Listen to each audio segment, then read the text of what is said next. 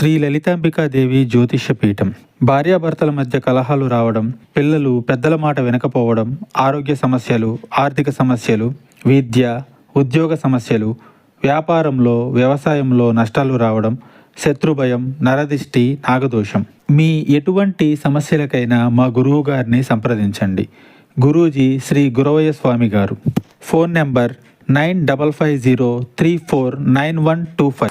ఈ 24 గంటల్లో ఒక అతిపెద్ద సమస్య మిమ్మల్ని పలకరించబోతుంది. మీ ఒళ్ళు గగురు పొడుస్తూ, మీ కాళ్ల కింద భూమి కంపించిపోయినట్లు అనిపిస్తుంది. ఏమిటి ఆ సమస్య? ఏం జరగబోతుందో వీడియోలో తెలుసుకుందాము. వీడియో నచ్చితే తప్పకుండా ఒక చిన్న లైక్ అయితే చేసి మమ్మల్ని సపోర్ట్ చేయండి. ఇక ఆలస్యం లేకుండా వీడియోలోకి వచ్చేద్దాము. ఎంతటి పెను సమస్య, ఎంతటి ఉపద్రవం వచ్చినా కూడా ధైర్యంగా ముందుకు వెళ్తూ ఉంటారు వీరు. ఎక్కడా కృంగుబాటు అనేది వీరిలో అస్సలు ఉండదు. సహనం ఎక్కువ, సంచలమైన మనస్సు ఉంటుంది. అలాగే కొన్నిసార్లు పట్టరానంత కోపంతో ఉంటుంది. చిన్న విషయానికి విసుగు వస్తుంది.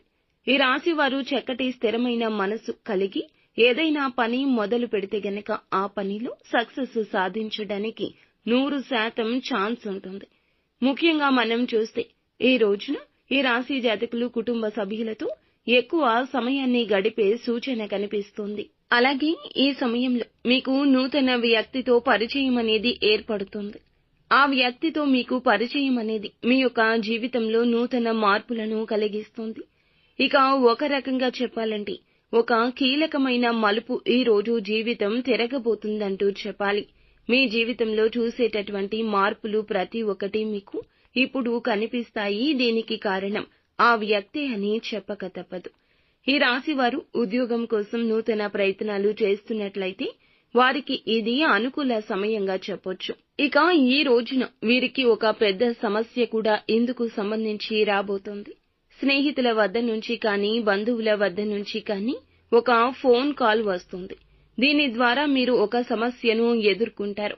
ఆ సమస్య మీకు ప్రభావాన్ని చూపిస్తోంది. మీరు కాస్త డిస్టర్బ్ అవుతారని చెప్పొచ్చు.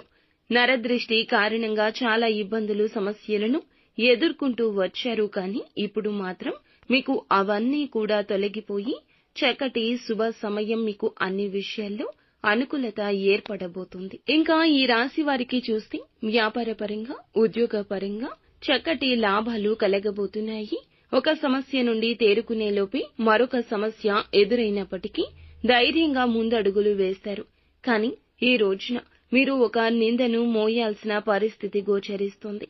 కాబట్టి జాగ్రత్తగా ఉండండి. చెయ్యని తప్పుకి, నేర రూపానికి మీపై నింద పడే అవకాశం కనిపిస్తుంది. ఇక ముఖ్యంగా శత్రువులు మిమ్మల్ని చూసి ఓర్వలేక వారు ఇటువంటి నిందలు మీ పైన వేయడానికి ప్రయత్నిస్తారు. ఈ విషయంలో జాగ్రత్త. ఖచ్చితంగా ఈ పరిస్థితి నుండి తప్పించుకునే మార్గం మీకు తోస్తుంది. నిత్యం శివారాధనతో పాటుగా హనుమాన్ చాలీసాను పఠించడం, లక్ష్మీదేవికి ప్రతి నిత్యము కూడా ధూపదీప నైవేద్యాలతో పూజలు చేసుకోండి.